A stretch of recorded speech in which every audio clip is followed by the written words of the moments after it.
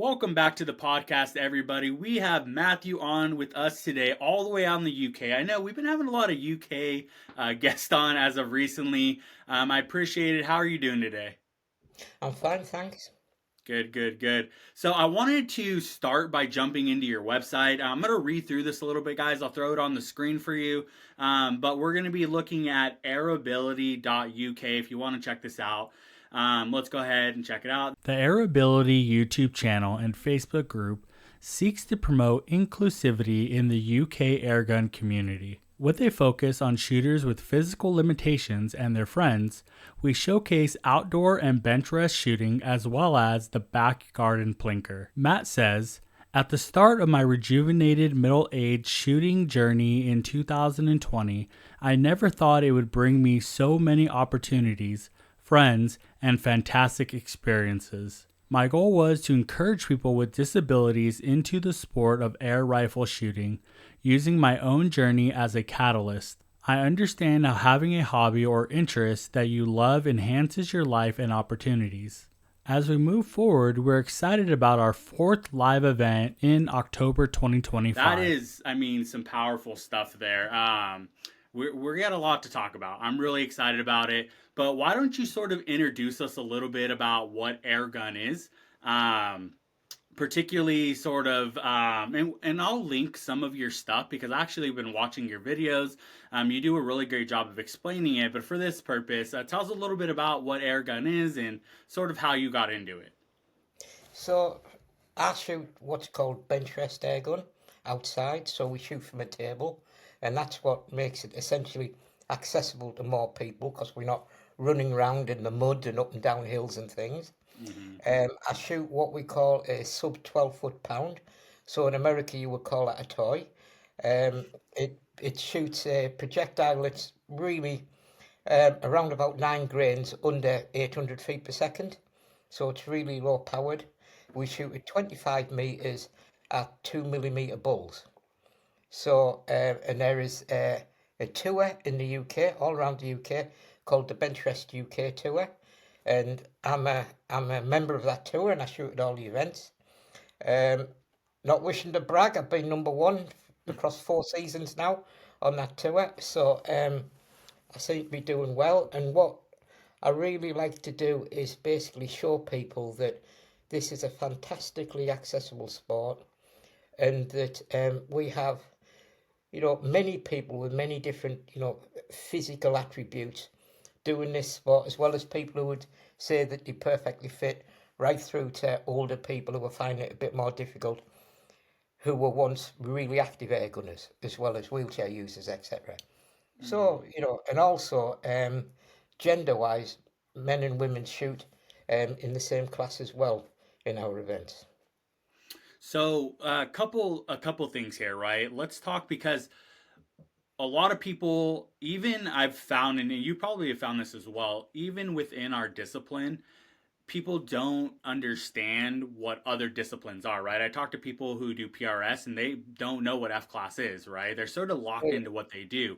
And then even in this, right, we're talking about bench rest. Well, there's short course bench rest with 22, there's airgun bench rest, there's long, there's mid-range bench rest. Yeah. So there's a lot that goes into it, right? And it's funny, I never gave like a ton of thought to airgun. But as of recently, I've been spending a lot more time with some of our local Benchrest guys who are sort of like in their 60s, 70s, and 80s. And they've all gotten really heavy into airgun. I don't know if it's super growing or if it's just maybe that's the next progression. But can you explain a little bit about maybe the diversity within bench rest and how airgun plays a role in that? Yeah, well, I don't actually shoot any of the firearm disciplines in bench rest.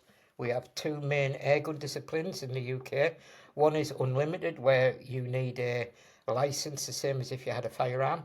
Mm. And I shoot in that. I'm just starting to shoot in that. So we have an unlimited class which shoots at 50 meters.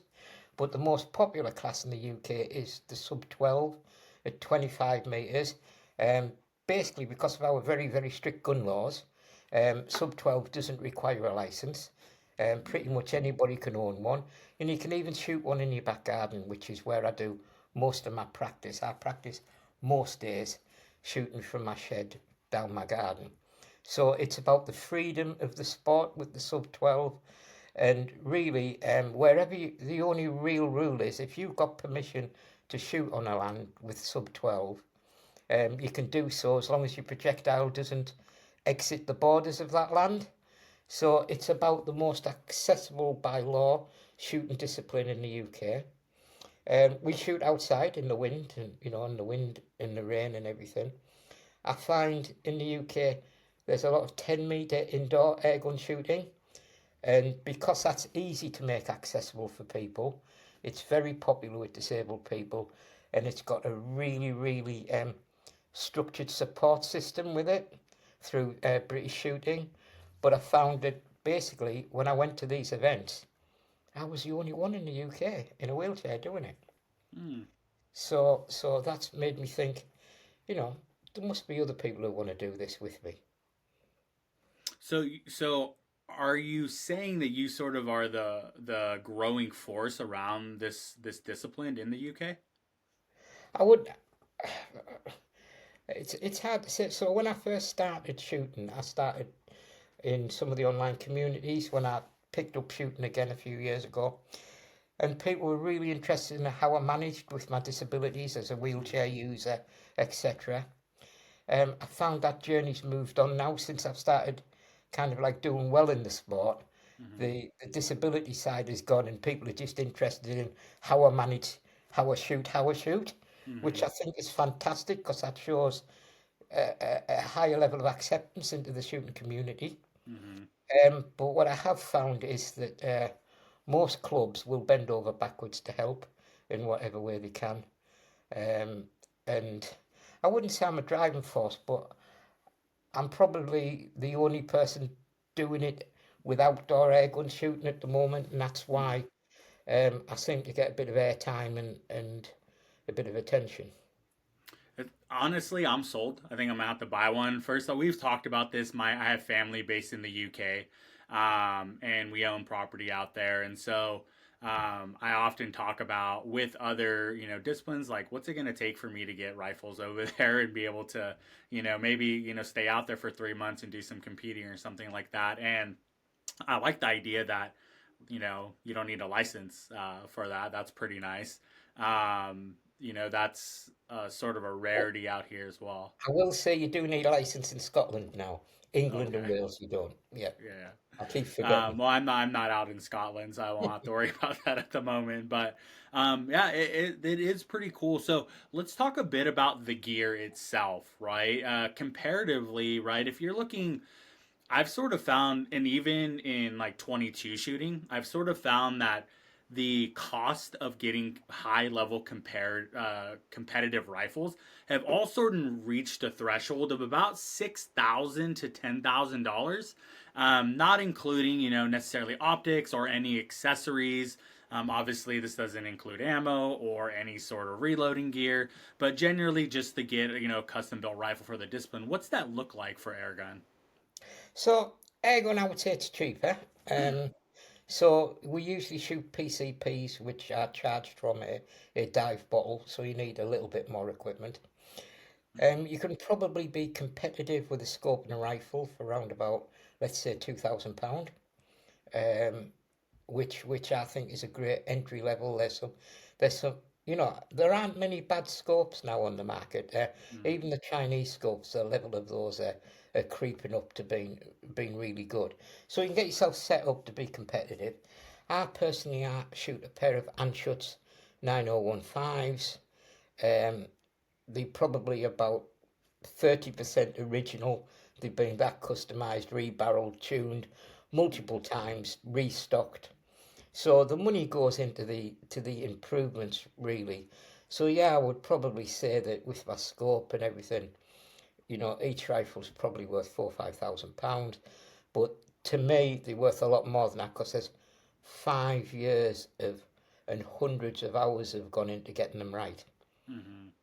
You Yeah, know. no, that makes total sense. I actually was looking at one of the things I love about talking to people around the world is that here in America, and this is just the Amerocentric way of America, we just think everything revolves around us. And so the companies that are in our sphere, we think like, oh, those are the companies, right? But when Hmm. I talk to people in other parts of the country, particularly in other disciplines, I get to see the different level of gear they're using, the different companies that they trust in from their area, and you're starting to see this a lot more, right? I mean, we have, I'm a huge March fan, March Scopes, Yeah, who's obviously beautiful. not, based here. I like Apex, that's out in Canada. Our annealers are typically from New Zealand if you're getting the amp, right? So a lot of stuff is coming from out of the country here. But I saw you using a scope that I had never heard. What is the scope that you're using? I'm using Falcon from Falcon Optical Systems. Mm-hmm. It's a British company who get their scopes produced in China and Japan, depending on the level which you're buying. Mm-hmm. Um, I use on my competition rifles, I have a scope called the X50, which is basically Japanese glass, built in Japan, and very competitively priced. Sub $1,000, around probably about $800. Um, the, they are, to be clear, they are a sponsor of mine, so they do supply me with my equipment. But I will say that I work with them through choice. Um, Mm-hmm. I did my due diligence and I got to know them first. So I've owned, I have other scopes, Sight Run, etc. And these really do compare favourably. But like you say, they're more a British company, and but they do some big powder burner offerings as well. First focal plane scopes, I think one's called the S40i, which is rated right up to Canon. Mm-hmm.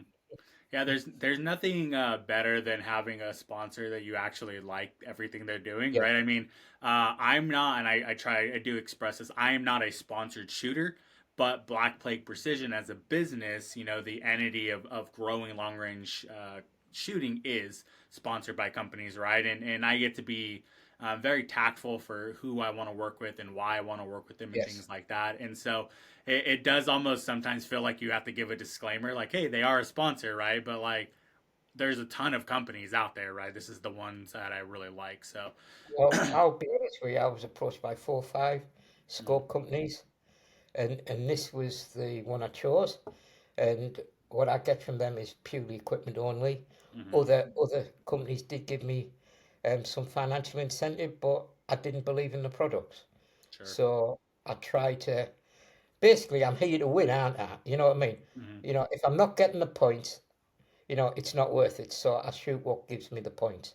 Yeah, That's absolutely. basically it. So that's what sort of was really interesting to me is I saw the scope and I was looking at the company. I'm like, oh, I've never heard of them.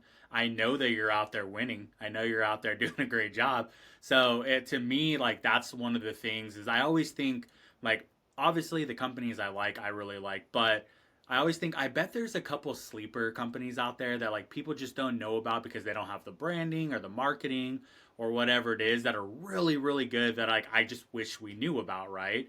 Because the cost does end up adding up. And, for those, I want to bridge, and maybe we share this, right? I want to bridge the ability to get more people into the sport, right? And it's really tough because I compete in F class to say, hey, go spend $15,000 to $20,000 on the highest and most expensive gear that is out there and come and do it, right? And so I've done hybrid builds and things like that.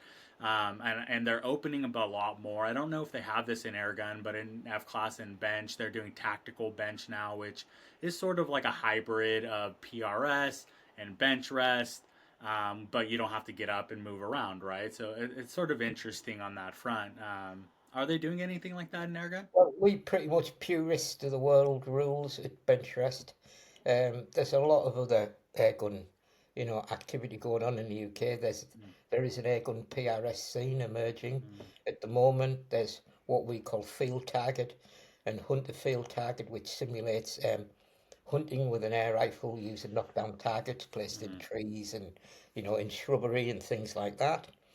Um, but when you're talking about sleeper companies, when I first started on the tour, I used a brand of pellets from H&N called Barracuda FT, and when I was my first event, I was literally the only person using them, and you know, and those have grown massively in the Benchrest community over the last few years. And again, I think that's a good example. But there are lots of things out there, and I think it's all about trying different stuff. It's all right listening to what your mates use and things like that, but you've got to be brave, and being brave can have dividends, Yeah. Yeah, they say, to achieve really anything in life, you need to take risks, right? Yeah, yeah, Risk yeah, is a big factor there. And I actually, so in F class shooting, it's almost ubiquitous that if you want to win, you shoot Lapua brass, you yeah. shoot Burger bullets, you shoot, some Hodgkins, but mostly Vitivori is what you're seeing a lot of guys shooting now, right? And sort of the difficult thing around this is that if you're a newer shooter getting into this, what's the easiest thing to do is follow the testing that others have done. And then you're sort of scared to step outside of that realm, right? And it can be expensive if you mess up and things like that. But what I've noticed from a lot of the really old school shooters is like I've had an opportunity to go into their reloading rooms. They got 60 different bottles of powder in there, right? I mean, so they took those risks and we're sort of benefiting from it, but I do think that we need to do a little bit more of that ourselves. And when you go into one of those old boys' workrooms as well, and you see all that gear, one thing you find out is that you don't know everything they know. You know what I Yeah. mean? And us old boys still have a few secrets, Yeah. and that's what gives you that tiny little bit of an edge.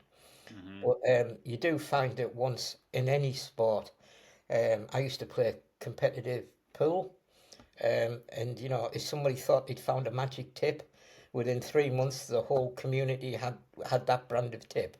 So Mhm. yeah, it does follow like that. But I do think it ups your chances to be competitive, but you still got to be able to, point it in the right direction, haven't you?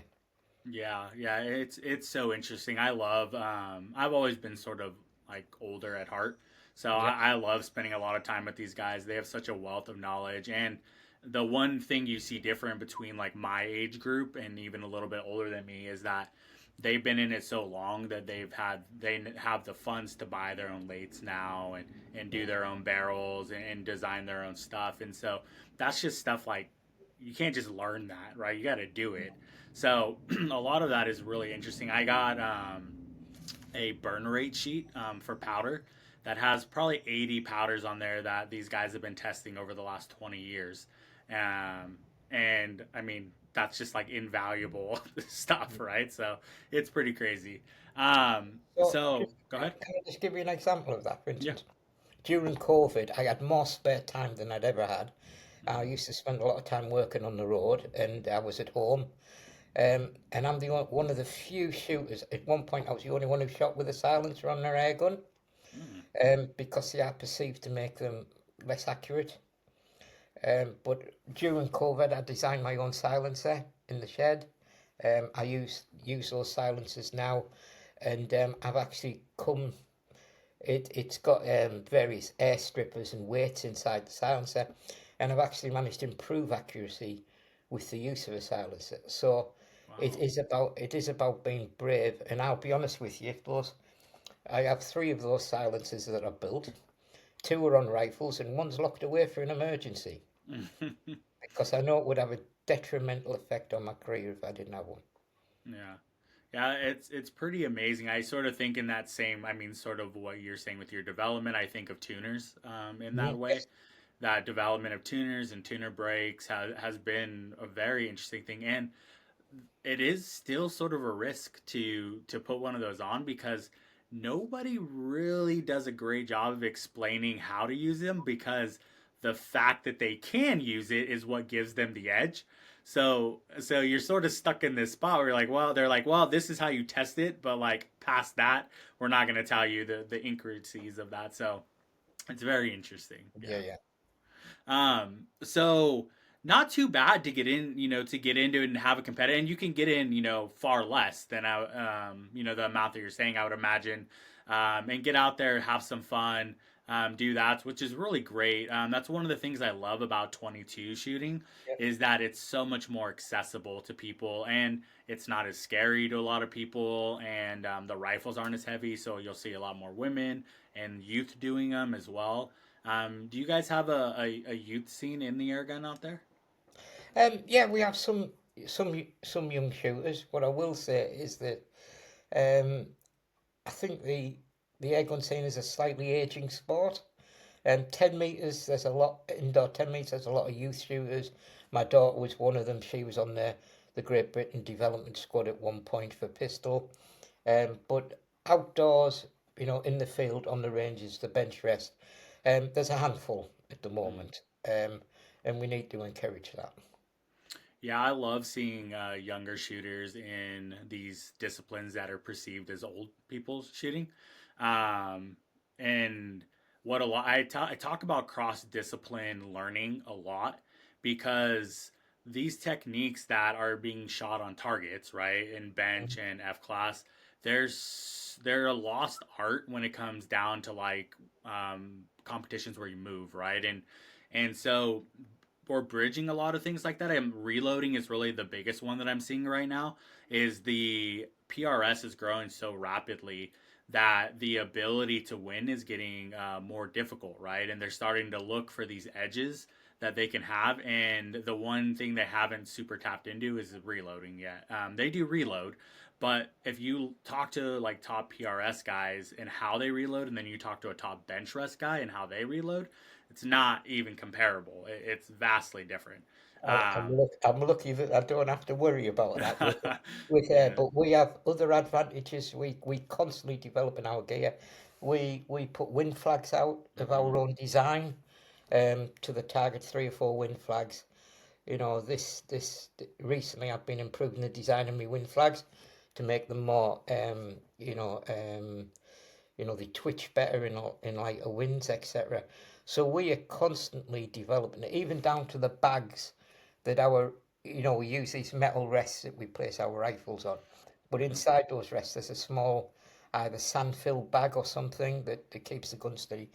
We now developing 3D printed rubber bags now. Oh, wow. Um, for me, my 3D printer is just the greatest thing that's ever happened. I can now think of something in bed on a night, print it, print it, and be shooting it by tea time. Yeah. Um, so it's everything from, more accessible levers for your scope, parallax Mm-hmm. levers, things like that, all the way through to developing new wind flags and things like that. So I would say the top shooters for air rifle Benchrest in the UK are constantly grinding and developing. It's non-stop. Yeah, one of my early sponsors and current supporters is MK Machining. Yeah. They're for the better part an accessories company, right? A very high end one.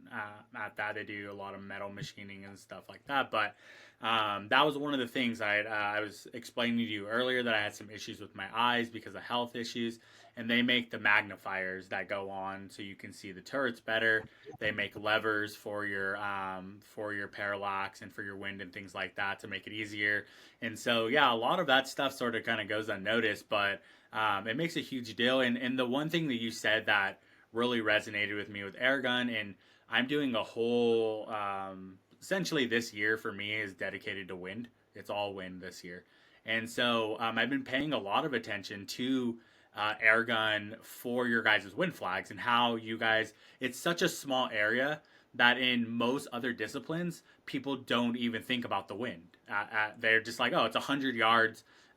You shoot it, and if it's, the dots hit, you're good to go. But you guys have like 50 wind flags out there at 100 meters. So talk a bit about that. What is that like? Why is it so important that you guys have those flags on? How does it benefit you? So as I was saying, we shoot sub 12 Mm-hmm. foot-pound in power. We shoot projectiles that are probably under 9 grains at under 800 feet per second. So they're really susceptible to any crosswind whatsoever. Even 4 or 5 mile an hour crosswind will hit the pellet enough to knock it out of the 10 ring Mm-hmm. over 25 meters. So basically, we usually have 3 to 4 wind indicators. I shoot with 3 like weather vane type flags with ribbons on to give me what I would call the gross reading of direction and power. And then I have another flag which has strips cut out with Kevlar, those marathon runner Mm-hmm. blankets, those Yeah. crinkly things. And they're really light. And I have some of those streamers as well, Mm, which when we get down to 3 or 4 mile an hour wind, it gives a little bit of a tickle that you wouldn't see with the heavy gauge ribbons. yeah. And that little streamer made out of mylar or whatever it is has won me more points than any other thing that I've actually used. It's Wow. like I say, air guns are so susceptible. We had some shooters who were the 1,000 yard guys Mm-hmm. from one of the big ranges in the UK came to one of my AirAbility weekends last year, Mm-hmm. where we teach new shooters how to shoot bench rest, and they basically said you get as much disturbance over 25 meters with an air rifle as you get over hundreds of meters with a powder burner, and Mm-hmm. he said he couldn't believe how frustrating it was. Yeah, You well, can actually shoot a that's pellet what I then. love about these disciplines, right? Yeah. Every one of them has a complexity to it that most people don't understand. And in areas where you improve, let's say like long range bench, you improve through your ballistics and having more powerful rounds and higher velocities and things like that. There's the distance, which is the issue, right? And that's a long area for wind to be affected. For you guys, you lose a lot of that weight, and now you guys are dealing with a different thing. And I've sort of always, I used to work for the Boy Scouts, and I would have to put on little days for the kids, like for range, and we'd do BB guns.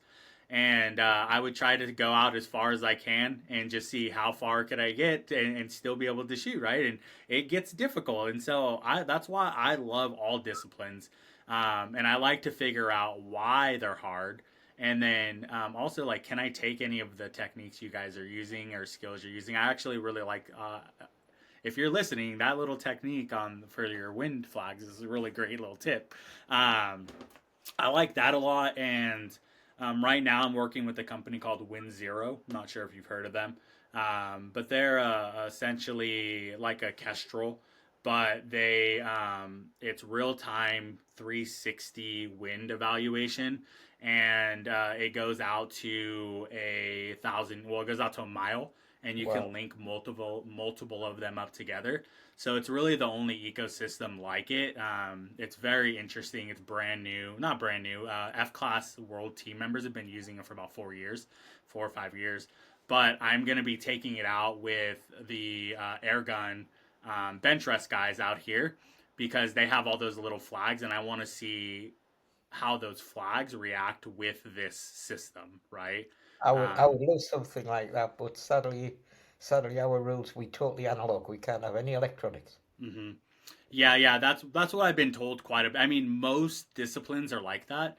Yeah, Or if you can have them, you can't have them at the line, right? yeah. So this is more just because I go out and film these competitions for my own sake to take a look at it or go to practices and see what they're doing. You can learn from them in practice, though. Hmm. But it would be interesting because like I have a flag at my house that's a competition NRA flag for 1,000 yards. It's huge. It's a huge flag, right? So I don't really see any movement with it until it gets about 4 miles per hour. Mm. And so it would be really interesting to use your guys' stuff and sort of see these finite movements that you're able to pick up, right, and correlate that over. So super interesting stuff. I would say with our airgun bench rest, the one greatest skill to win is reading the wind. Hmm. That's the key. I honestly think that it is the number one thing, and it's like the number one most important thing, and it's the last thing that people pay attention to when you're coming through, right? Because gear is fun. right? Mhm. Gear, it's great getting opening a box and you got your new scope or your new trigger or whatever it is, and you think that that's what's going to be, but eventually you get to the point where you're like, well, I have the same thing pretty much that everybody else has, and they're still beating me. And then you start to realize, and that's why this year for me is all win, because I'm like, it cost me a lot of money to load these rounds and test them and Mhm. do all of this stuff, but it cost me nearly no money to go outside of my backyard and watch the wind for an hour, right? Obviously the investment in that wind zero, the wind fly, a couple things, but that's something I can do practically every day so long that it's not raining. And shooting is not, unfortunately, not something I can afford to go do every day as of yet. So yeah, and that's why I sort of love what you guys are doing and what you're doing, is because you guys actually talk about that, right? You talk about how important that wind is, Yeah, and all the how it's time. affecting things. We Yeah. moan about the wind all the Mm-hmm. time. It's either too fast or it's too slow. We Mm-hmm. never happy. But yeah, I think what it's the hours you need to put into wind. We get a lot of shooters who stay indoors and they perfect their equipment Mm-hmm. to a level that's just fantastic, and they go outdoors and they mid table at an event. You've Mm-hmm. really got to split that time, and like you were saying about the cost of loading your cartridges and things like that. I'm so lucky that with air guns, it's a tin of pellets. Mm-hmm. I shoot about 500 pellets a week to Mm-hmm. practice. There's nobody with a powder burner could really afford to do that. You know what I Yeah. mean? Yeah, Yeah. I'm So still working on getting independently wealthy so I can afford to yeah, do yeah, that. But yeah. until then, But, I but got to I'll go pick and out on a choose. Saturday morning and I'll shoot 200 pellets alone on a Saturday morning, even more. And each one of them, I'm looking at the wind, looking at characteristics, making sure that what I'm doing can be repeated. Mm-hmm. It's about repeatability to me. Yeah, part of my effort with Black Plague is I want to own and build a rifle for every discipline so I can better understand what's happening. And then also, I do a couple of networking events a year where I bring out gear, I bring out equipment, and I let people shoot it for free. So that's part of it. That would be really fun to do, and have that set up, because it is also sort of lame to shoot a rifle built for 1,000 yards at 100 yards, right? Mhm. So something like that would be pretty cool. Let's talk a bit about AirAbility itself, right? How did that come to be? Why? Why is it so important? Where does it hold space right now in this community? Um, I think it holds space in two areas, really. I think, like it says in my introduction, I try to get people who probably feel they couldn't be involved in the sport by showing that I'm doing it and I'm managing well. You know what I mean? I'm enjoying it. I'm shooting to a reasonable standard. But air ability is also because of some of the success I've had. We appeal to everybody, so the Air Ability Facebook group pages where most of the conversations happen. Mm-hmm. That is a good mix of people who have physical issues and people who don't. And what I've found is they're not people aren't coming to this page because of any particular physical attribute. It's about the commonality of airgun shooting and wanting to be part of a friendly community, and that's Mm-hmm. what I try to run with the air ability. And I show my everyday kind of like shooting life from having a bacon sandwich in the shed on Saturday morning while I'm practicing through to, my events and things. And there's some pretty special things for me come out of air ability. So I'm actually, I write for the UK's #1 airgun magazine now, Airgun World. That would never have happened without air ability. Um, you know, I do my regular videos. I wish I could do more videos, but as you know, they take time, don't they? Yeah, they Um, do. yeah, and I know this sounds really presumptuous, but next week I'm going to see the King. I was awarded the British Empire Medal on Mm-hmm. the King's New Year's Honours List. So I'm going to Buckingham Palace next week to the garden party connected with the award of that medal, and that award was for services in sport to people with disabilities. And none of that would have ever happened if I hadn't sat in my front room 4 years ago and made a really awkward video about air cylinders. And um, Yeah. I've toyed with deleting that video from my library, but I keep it there just to remind me that good things can happen in short time spans. Do you know what I mean? I do. I do. Congratulations, by the way. It was Crazy, funny. My wife and I were actually having a conversation about that because obviously she's British, so she knows right? what that stuff is, but I don't. And my only frame of reference is Peaky Blinders. Um, and so I was like, "Oh, is that the same thing that he got?" And she's like, "No, that's not the same thing." Um, I wish I so was no, 10% as cool as Peaky Blinders. so I did research it and I was like, oh, that's really cool. But yeah, I mean, any honoring like that is great. And yeah, the community on your Facebook page is great. I haven't been in it in a long time. I think maybe a couple months now. But it's always fun to I sort of cycle through the disciplines depending on who I'm Yeah, interviewing, what I'm writing an article on. And so every couple of weeks I'll go, okay, it's airgun time. Let me take a look at and what's going on in that world. And so it is a great little community. And we talked about this earlier, why this is important to me, and it should just be important, but it's important because it affected me directly, right? And that's what happens a lot in life. And I lost the ability to walk a couple years ago for a year. I was in a wheelchair. I have pretty much every like walking thing that you need to get around, and it was pretty crazy. I was a four sport athlete in college. I wrestled and Olympic lifted in high school and then in college, and so it was such a huge, vast difference for me. And I had just really gotten very heavy into shooting. I had finally pulled the trigger and bought a competition rifle. Right for yeah, a decade, I was like, "This is what I want to get. I got to save the money and do all this thing."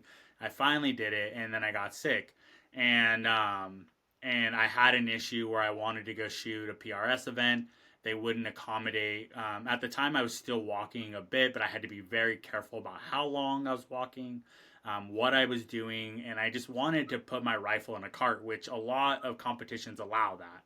mm, And they wouldn't let me do it. They're like, "Sorry, you can't come out and do it." And I was just like, "Well, that was pretty upsetting."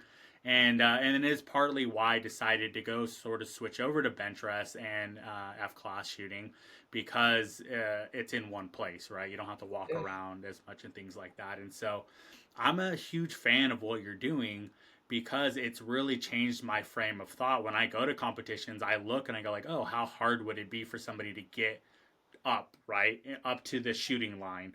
How hard would it be for them to get around those things?" My frame of mind is now in that space. And so even though your Facebook group isn't all about that, for the people who need it, it's there. It's Yeah. the resource, which I love. What I will say is, I'm a wheelchair user. I'm really small in stature as well. So I need extra help, even shooting from the bench. So my wife, I call her Team Gleaves. She Mm-hmm. is there 100% of the time with me. She carries my gear. The guys at the tournaments, because she puts my wind flags out for me. Mm-hmm. The guys at the tournaments call her my flag monkey. Mm-hmm. She's got a T-shirt with Flag Monkey on because she runs out and put the flags out. And for me, these weekends away shooting are a family thing. Mm-hmm. It's something we do together as a couple. And you know, some of us in life need a bit extra help. That's a fact. Mm-hmm. And I wouldn't be doing this without my wife. So it's just, and what I do find when I go to these events as well is there's a lot of people who will go, "It's okay, Matt, I've got your gear," when it's my time to get on the line. Or, "It's okay, Matt, I'll give Sharon a hand putting the flags out." There's a sense of community there. And what I Mm-hmm. try to do is I might not be able to carry other people's equipment, but my experience in shooting, I can give them some knowledge back and try and contribute to the greater shooting good that way. Mm-hmm. There's something that everybody can give, I think, when you're doing a sport. That's one of the things I really love about there's a big misunderstanding around firearms. And Mm, yes, particularly here in America, there's a lot of issues around them. But in the community of shooting. These people are there. There's rules, there's safety protocols, all of this stuff in place, and such the nicest people, right? People and I do think about Benchrest in this because there are a lot of individuals who are elderly who shoot Benchrest in long range, Yep. and you'll hear every once in a while the guys that are a little bit younger, like, oh, I make sure that when I'm done, if there's anybody who needs help, who's elderly and that needs help bringing their stuff to line, they do that, right? So they look out for each other and they try to make sure everybody has that opportunity, which is great.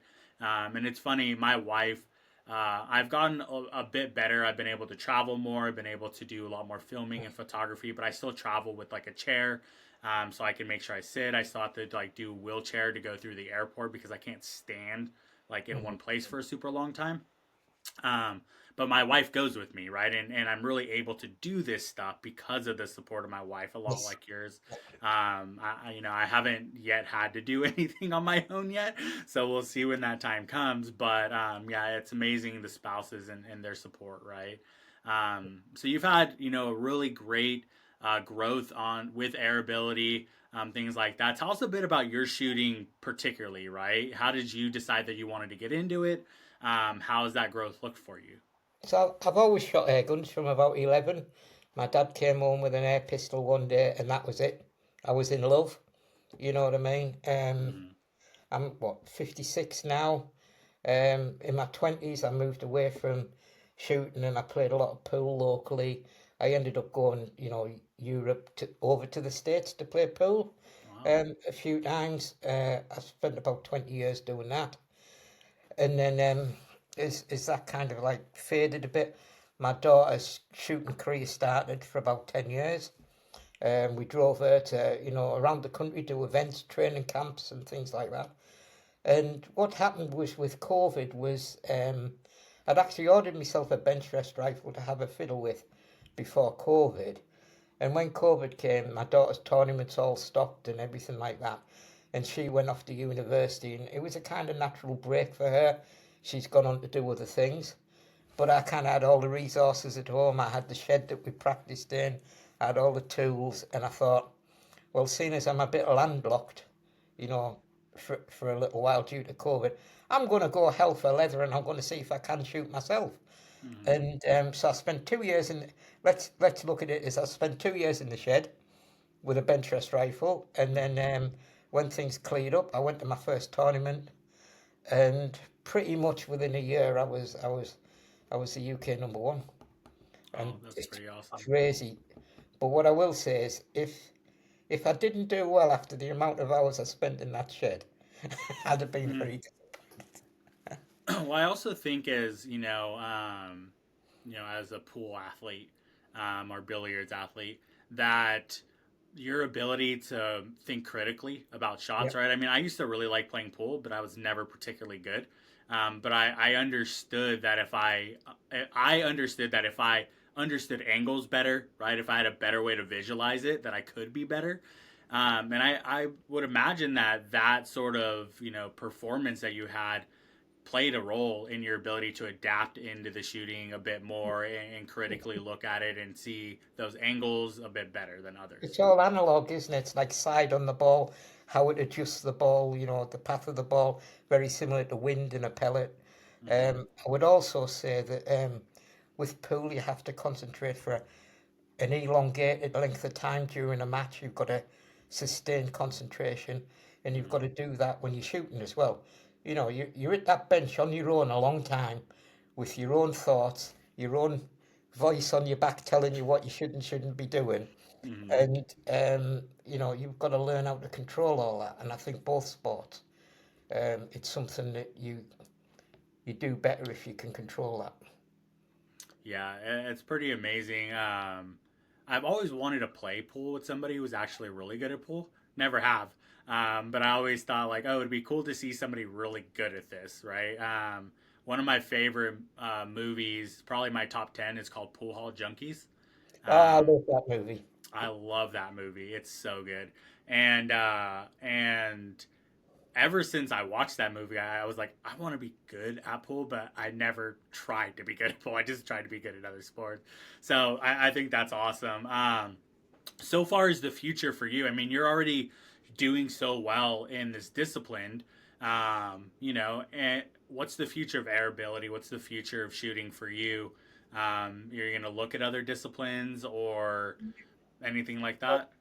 So for me, AirAbility, more of the same. Try and do things on a little bit bigger scale, enhance my videos slightly. For me, shooting, I'm dabbling in the unlimited air rifle class now, which is what it says. You can pretty much shoot anything in the Mm-hmm. class, any power, as long as it's 2.2 in caliber. It's pretty much a free ride for whatever you want. It is a totally different discipline. Um, I'm not ashamed to say I'm struggling with it. It's a completely new learning curve. Mm-hmm. As far as powder burners and things go, I think they have the place and people love them, but it's just not something I'm into. I Mm-hmm. like the fact that what I love about my sub 12 air gunning is if I have a problem, I can go in the shed 2 days and sort it. Mm-hmm. Whereas with my unlimited, it's classed as the same as a powder burner, and it has to be shot at a specific range during specific times, and you can't just build and adjust.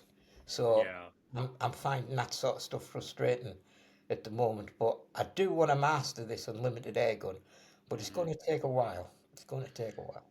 Yeah, nothing makes me more jealous of shooters than I live in California, which is one of the most regulated states in the Yeah. country. And nothing makes me more jealous than the guys that live in states that are not as regulated and have Mm. land. There's guys that can walk out their doors and shoot 300 to 1,000 yards and just test the thing that they're doing right then. Same for me.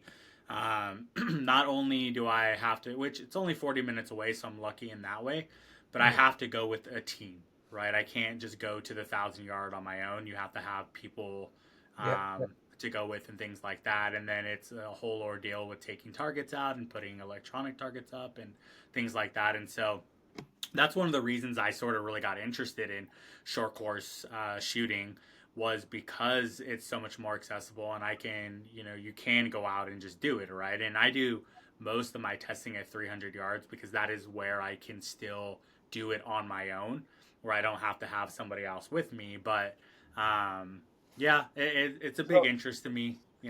so with me, since COVID, I work predominantly from home now, Mm-hmm. and I start usually about six, half six, 7 o'clock in the morning. I finish work by 4 o'clock, and I'm shooting by 10 past. And that's how you got to live your life. You know what I mean? Mm-hmm. I'm lucky. I'm in a lucky position. My daughter's all grown up now.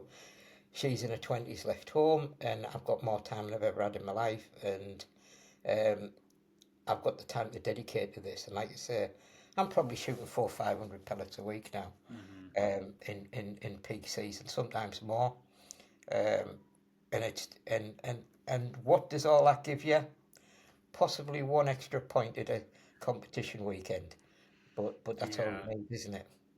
Well, it's funny. One of the guys that I've connected with up here recently set a couple world records in Benchrest shooting, and I live from the range he shoots at. I live about 30 minutes, and he lives about 7 minutes.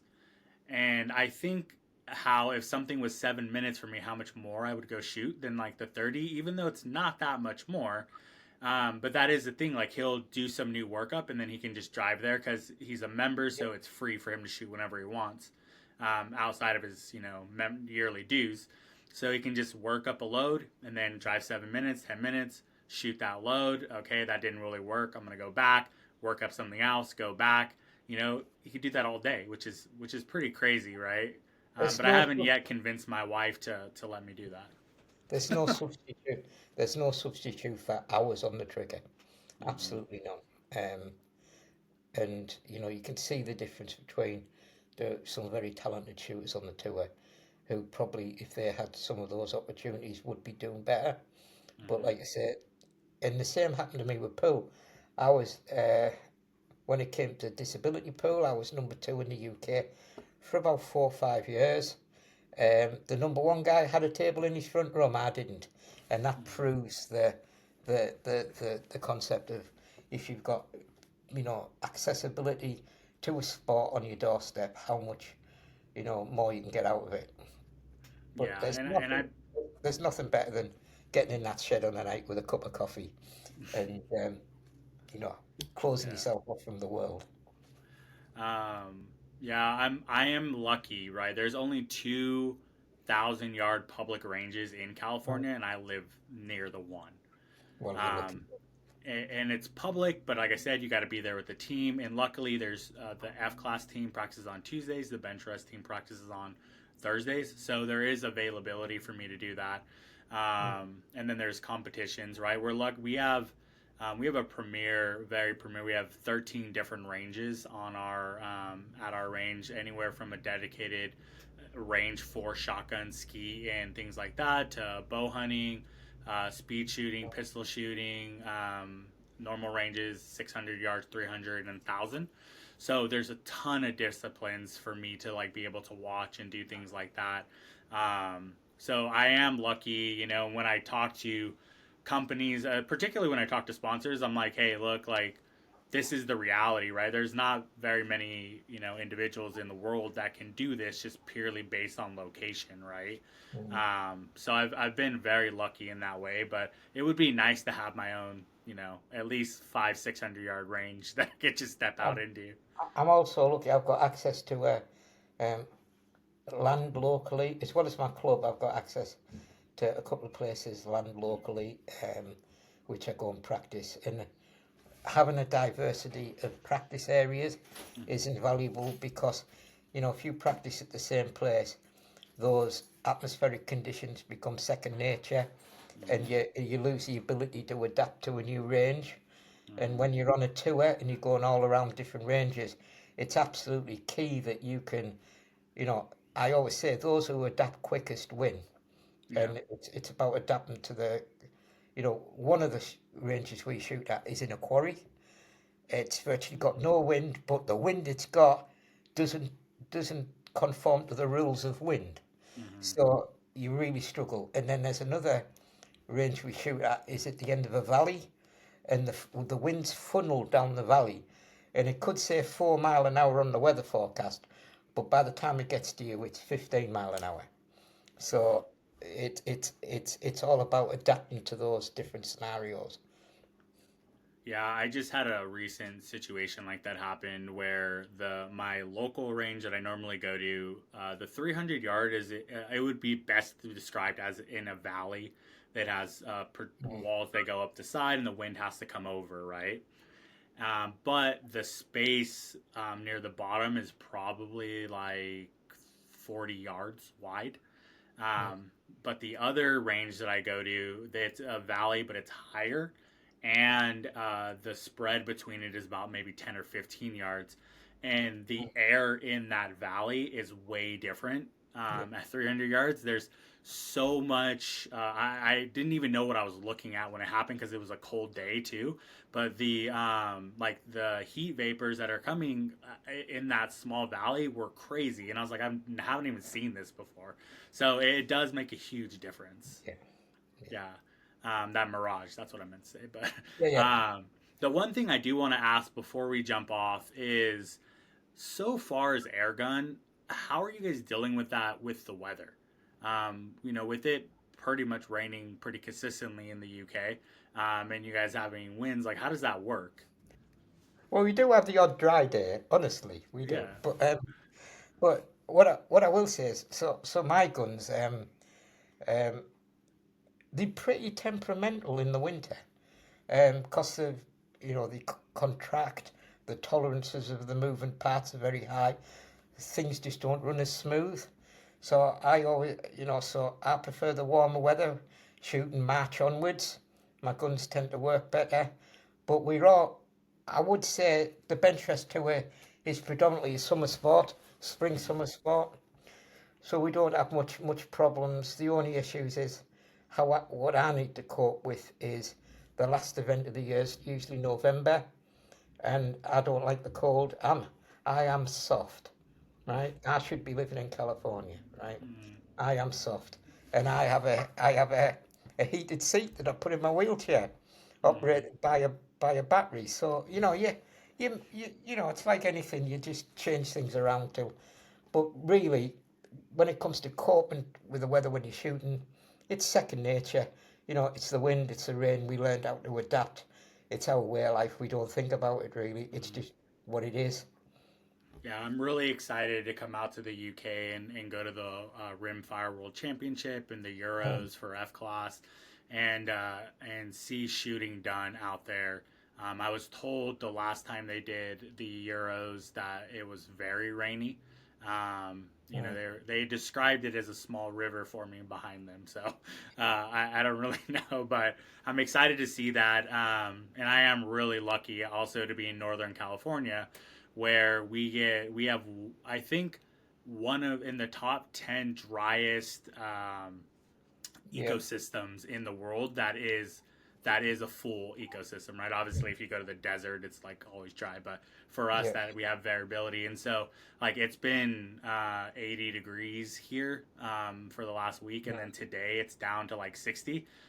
It's supposed to rain in a couple days, and then it'll go back up to like 80s. So Yeah. it's a weird situation. So, well, before we jump off, I do like to give everybody an opportunity. If there's anything else that we missed that you want to talk about, something you'd like to mention, anything like that. Not really. I just, people, like I say, ask me how I cope with things, and they also ask me, what my problems are in life. And what I like to stress is life isn't about, the list of problems you have. Life's about how you deal with them. And I think, it's about getting out there. And for me, it's about getting out there and shooting and just enjoying it. And my slogan to my channel is living the airgun dream. And that's what I try to do. So as long as I'm pulling a trigger, I'm happy. That's awesome. I love that. Before we go, we do try to ask our guests if they have an individual or maybe a couple or maybe a business that they think we should have on the podcast or do an article about. This would be a great time to suggest them. Do you have anything or anyone that comes to the top of your head?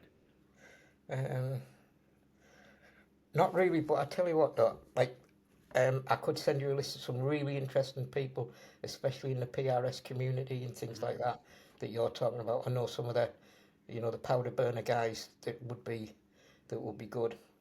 Sure. Yeah, we definitely connect offline. I'll throw maybe some of those names in the comments for you guys. You can check them out. Before we jump off, go ahead and let everybody know if they want to get a hold of you, if they want to check out your content, where are they going to go for that? AirAbility.uk or AirAbility Facebook group. Just make sure you answer the joining questions on the Facebook group and say that you're going to behave like a good person, and we'll let you in. Yeah, fair enough. All right, guys. Well, we appreciate you tuning in today for the podcast. If you have the chance, get out to range, and as always, take the shot. We'll talk to you guys later.